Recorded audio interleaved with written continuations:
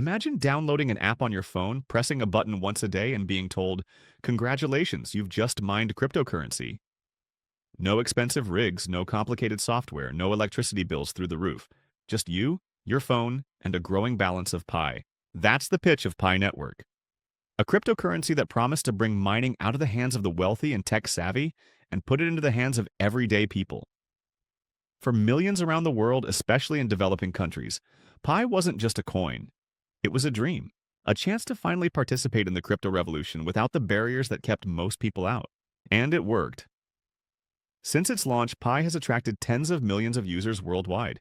People from Africa, Asia, South America, regions often left out of early Bitcoin and Ethereum adoption, flocked to the app. Communities formed, Facebook groups exploded, and suddenly Pi was everywhere.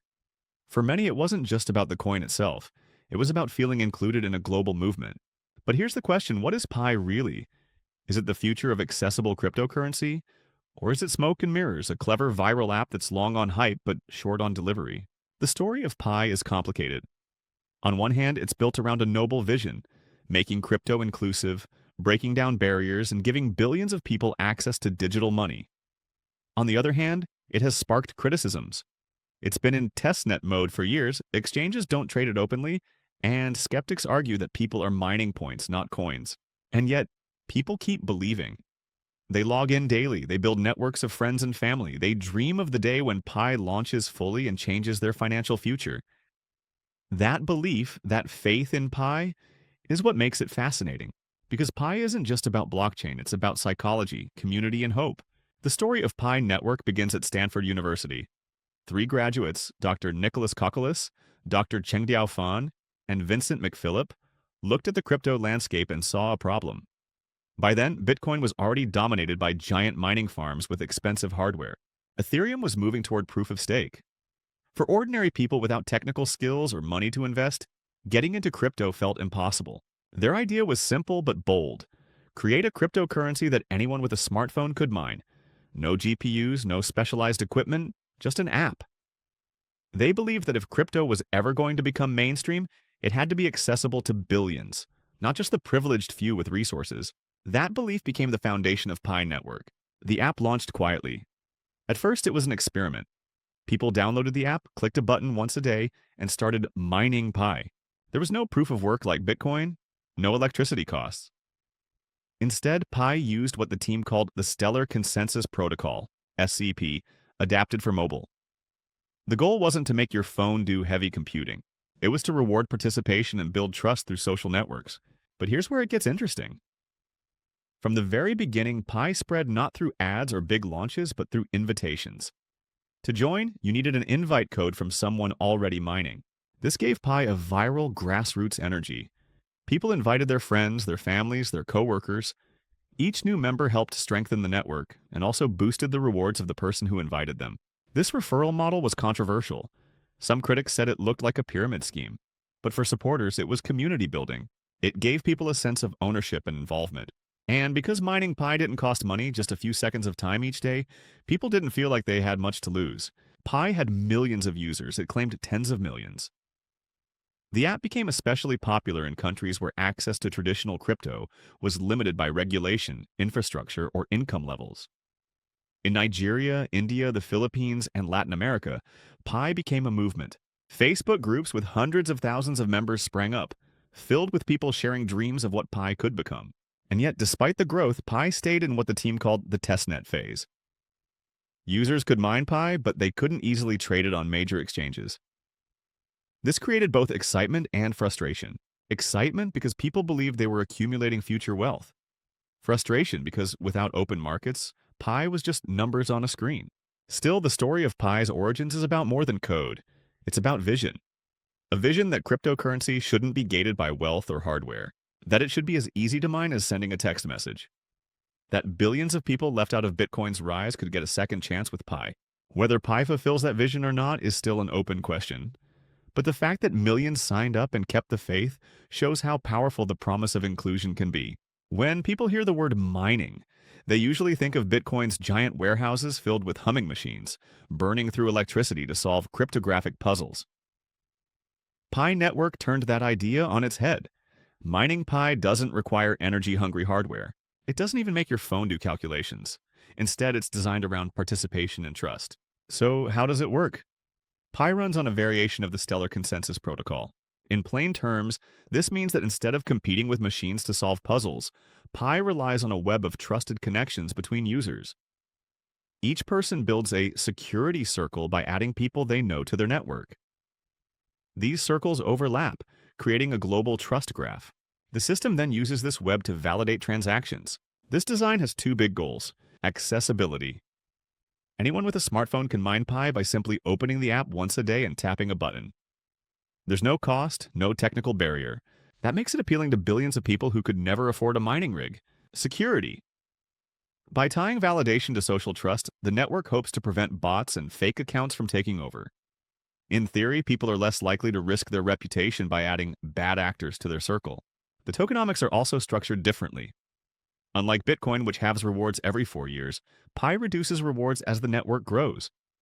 In the early days, miners earned more coins per hour. As millions joined, the rewards shrank. This was designed to reward early adopters while also controlling inflation over time. Another key feature is KYC verification. Pi requires users to verify their identities before they can fully migrate their mined coins to the mainnet. The idea is to make sure one person equals one account, reducing the risk of fake users farming coins. But this has been one of the most debated parts of the project. Supporters see it as necessary for legitimacy, while critics see it as a way to collect data without delivering value. On the technical side, Pi has promised its own mainnet. For years, users were mining on what was essentially a testnet. In late 2021, the team announced a transition to enclosed mainnet, meaning that coins existed on the blockchain but couldn't yet move freely to external exchanges. The next step is an open mainnet, where Pi would finally trade freely like Bitcoin or Ethereum. As of now, that stage hasn't fully arrived, leaving many users impatient but hopeful. What's striking about Pi's design is that it blends gamification with crypto mechanics. The daily tap to mine feels more like a ritual or a mobile game than financial work. The referral bonuses create social incentives. The KYC adds a layer of seriousness. Together, these pieces create something that feels approachable to ordinary people, but still aspires to function like a real cryptocurrency. Still, the question remains, is Pi truly decentralized? With so much depending on the core team, with mainnet still limited, and with mining more symbolic than computational, critics argue that Pi doesn't yet match the ideals of blockchain. But for its supporters, the simplicity is the point. It's not about perfect decentralization, it's about building a bridge for people who would otherwise never step into crypto at all. If Bitcoin has miners and Ethereum has developers, Pi has something different, a global grassroots movement. The most powerful part of Pi isn't its code, it's the community that has grown around it. From the very beginning, Pi positioned itself as a people's coin. You didn't need wealth, technical knowledge, or even electricity beyond what your phone already uses. All you needed was the app and a daily tap. That simplicity made Pi incredibly accessible, especially in parts of the world where traditional crypto adoption was out of reach. The result? Pi didn't just attract users, it built a culture. Facebook groups in Nigeria, Telegram chats in India, community centers in the Philippines. Pi spread like wildfire across developing countries. For many, it was the first time they felt included in the crypto conversation. Bitcoin was too expensive, Ethereum too complex, but Pi was free to mine and easy to understand. The referral system added another layer. People didn't just mine Pi, they recruited their friends, families, coworkers. Mining together became social. People built Pi circles not just in the app, but in real life. They hosted meetups, wore Pi-branded shirts, and shared dreams of how Pi could change their lives once it hit open markets. This turned Pi into more than an app. It became a movement of hope. One striking feature of the Pi community is its patience. For years, users mined without being able to cash out or trade Pi freely.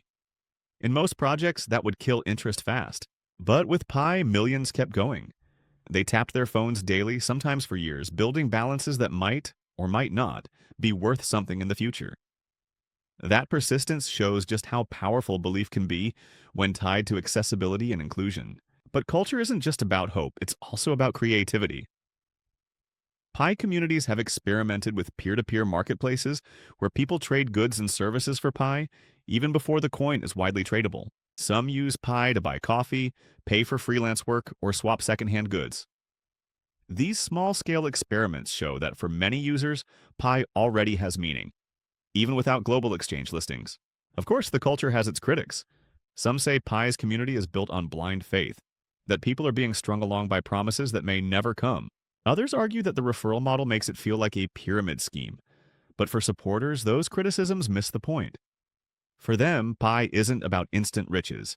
It's about being part of something bigger, about finally having a seat at the table in the digital economy. In many ways, Pi's culture mirrors its design. It's less about decentralization purity or technical innovation, and more about human connection. Millions of people logging in every day, sharing the same ritual, holding onto the same dream, that collective act is what gives Pi its strength. So while Bitcoin has its maxes and Ethereum has its builders, Pi has its dreamers. And sometimes dreamers are exactly what a movement needs to stay alive. For all the excitement and loyalty around Pi Network, it has faced heavy criticism. And to understand it honestly, we have to look at those concerns directly. Because Pi's story isn't only about hope, it's also about doubt. The first and most common criticism is the endless waiting. Pi launched in 2019, and years later, millions of users still can't trade their coins freely on major exchanges. The project remains in what the team calls the enclosed mainnet phase, meaning Pi coins exist on the blockchain but aren't widely transferable. For skeptics, this delay feels suspicious. They argue that real cryptocurrencies don't take this long to launch fully, and that Pi is stringing users along with promises of a future that never arrives. Then there's the question of real value. People can mine Pi every day, but what is that Pi worth? Without open trading, the only value comes from peer-to-peer deals, often at wildly different exchange rates. Some communities trade Pi for goods or services, but critics say this is symbolic at best, since there's no consistent global price. To them, Pi is points on a screen, not money. Another major concern is centralization. While Pi markets itself as decentralized, in reality the project is tightly controlled by its core team. The mining system doesn't rely on computation, it relies on the app's design and the team's decisions. These security circles are interesting, but critics argue they don't create the same level of independence as proof-of-work or proof-of-stake systems. In practice, users are putting trust in the founders more than in the network itself. There are also data privacy worries. To fully migrate coins, users must complete KYC, Know Your Customer verification. That means handing over personal documents to a project that hasn't proven its long-term stability. Supporters say this is necessary to prevent fake accounts. But skeptics worry it could be a way to collect valuable data from millions of people, especially in developing countries where protections are weaker. And of course, there's the accusation that Pi looks like a pyramid scheme. The referral-based growth, where users benefit from inviting others, raises red flags. While there's no money required to mine Pi, the structure resembles schemes where growth is fueled more by recruitment than by utility. The Pi community defends this by pointing out that no one is losing money, they're just giving time. But to critics, the optics are still troubling. Finally, there's the broader issue of trust. Crypto has seen countless projects that promised the world and delivered little. With Pi, the combination of long delays, lack of tradability, and heavy reliance on faith has left many wondering if it will ever deliver. And yet, despite all of these criticisms, Pi continues to grow.